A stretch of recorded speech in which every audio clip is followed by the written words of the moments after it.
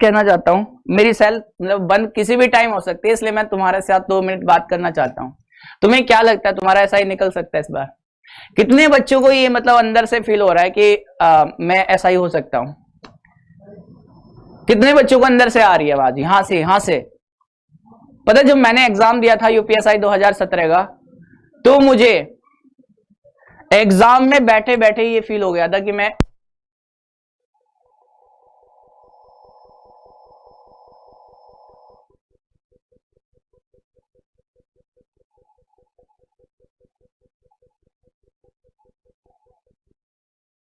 Reasoning उठा ली शुरू में ही, आपने मैथ उठा लिया स्टार्टिंग में ही, तो आपका एग्जाम मतलब समझ लेना कि आपका कॉन्फिडेंस लूज हो जाएगा एकदम। आप ना सोच ही नहीं पाएंगे, अच्छे खासे क्वेश्चन जो आपको आते हैं ना वो भी नहीं कर पाएंगे।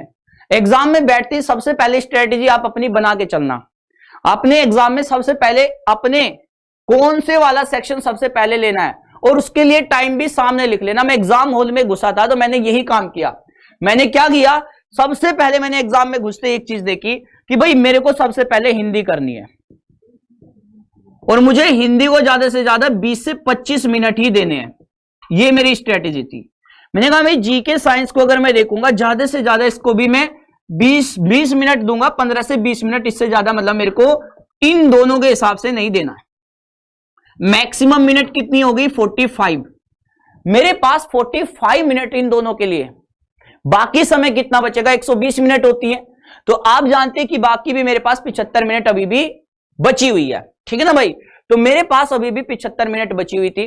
उसके हिसाब से देखा जाए तो मैंने रीजनिंग के लिए निकाला टाइम कि मैं इसके बाद में रीजनिंग को देखूंगा, और रीजनिंग के लिए मैं निकाल लेता हूं कम से कम 40 मिनट तो होनी चाहिए, 30 से 40 मिनट।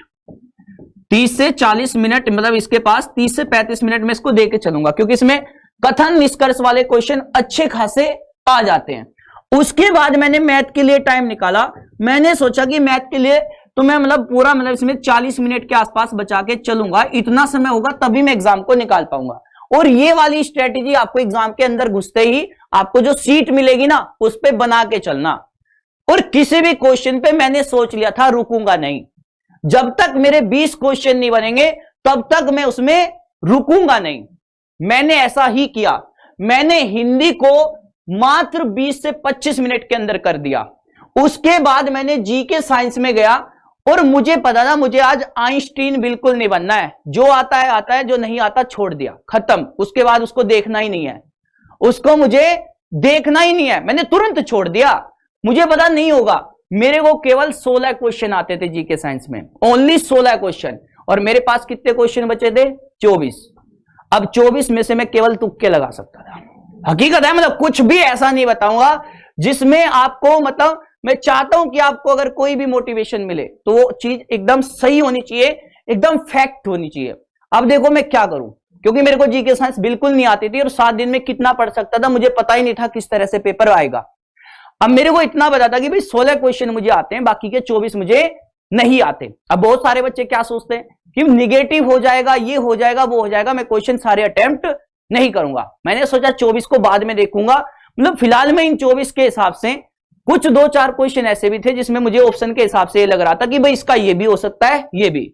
मैंने उसको मार्क एज रीड कर दिया। मार्क एज रीड मतलब इसको मैं बाद में देखूंगा और इसका आंसर टिक करूंगा। ऐसे करके मैं आगे बढ़ गया, और मैंने मतलब 15 से 20-25 मिनट लग गई इसमें, फिर भी मेरी 25 मिनट इसमें लगी गई। और मैंने इसमें से जितने भी क्वेश्चन बने 24 में से सारे के सारे मतलब जितने भी थे वो मेरे टोटली तुक्के थे। टोटली तुक्के 24 क्वेश्चन में, कुछ नहीं पता था, कुछ भी नहीं। मतलब 4-5 क्वेश्चन को कह सकता था कि इसमें हो सकता है, ठीक है ना भाई? तो ऐसे मैंने करके मतलब आगे बढ़ गया। उसके बाद मैंने क्या किया, उसके बाद में सीधे रीजनिंग पे पहुंचा, और मुझे पता था कि कथन निष्कर्ष वाले क्वेश्चन आंखों के सामने आएंगे। मैंने 1% भी कथन निष्कर्ष का क्वेश्चन को देखा तक नहीं। इतने बड़े बड़े कथन थे, पूरा पूरा का पूरा मतलब स्क्रॉल डाउन करना पड़ता था, पढ़ना पड़ता था। मैंने तुरंत छोड़ दिए। मैंने देखा कि मेरे 30 क्वेश्चन हुए हैं रीजनिंग में, और अभी भी 10 क्वेश्चन बचे हुए हैं, लेकिन मैंने उन 30 में से वही किया जो मुझे तुरंत आ रहा था। तुरंत आगे बढ़ गया, छोड़ के मैथ में गया। मैथ में आते ही मुझे जो भी क्वेश्चन नजर के सामने आया तुरंत कर दिया, मतलब पेन तक नहीं चला, और 20 से 25 मिनट में ही 30 क्वेश्चन हो गए थे। 20 से 25 मिनट में ही 30 क्वेश्चन, मतलब मैथ एकदम आसान। और उसी टाइम पे फील हुआ एग्जाम आज मेरे लिए बना है और मतलब मैं एग्जाम निकाल सकता हूं। मतलब अंदर से फील हो गया था कि आज मुझे कोई रोक नहीं सकता यूपीएसआई में। तो मैंने फिर उसके बाकी के जो 15 मिनट बची हुई थी, मतलब मेरे को 40 मिनट चाहिए थी, आगे की 40 मिनट में से भी मैंने 30 मिनट के आसपास में ही जो आगे के क्वेश्चन थे वो इतने आसान आए, जैसे मोड निकालना आ गया है ना।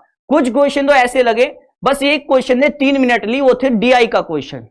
डीआई के क्वेश्चन में मुझे टाइम लगा, बाकी 30 मिनट में 40 क्वेश्चन मैथ के खत्म ही हो गए थे। 20 मिनट में 30 तक पहुंच गया था और बाकी का कर दिया। मतलब एकदम आसान लग रहा था पेपर।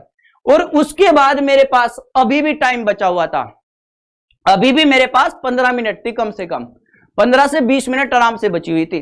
फिर मैंने रीजनिंग पे गया और मैंने जो क्वेश्चन मुझसे नहीं बन रहे थे उनको किया। फिर भी मेरे 5 क्वेश्चन रह ही गए रीजनिंग में, मतलब तब भी पूरा मतलब नहीं हो पाया। तो इस स्ट्रेटेजी से मैंने काम किया और मैंने देखा कि भाई मेरा स्कोर इतना था कि अगर मैं फाइनल कट ऑफ में भी देखूंगा तो मेरा नंबर आ जाएगा बहुत ही बेहतरीन तरीके से। मतलब मेरे को अंदर से फील हो गया कि भाई साहब आज मैं कुछ कर सकता हूं। लेकिन आपका सबसे बड़ी पता है क्या बात है, एग्जाम में आपको कितनी नॉलेज है इस बात से कोई मतलब नहीं। एग्जाम में कितने कम समय में आप कितना ज्यादा करोगे ये डिपेंड करता है। और उसके लिए भी जरूरी है कि आपने कौन से सेक्शन को चुना है।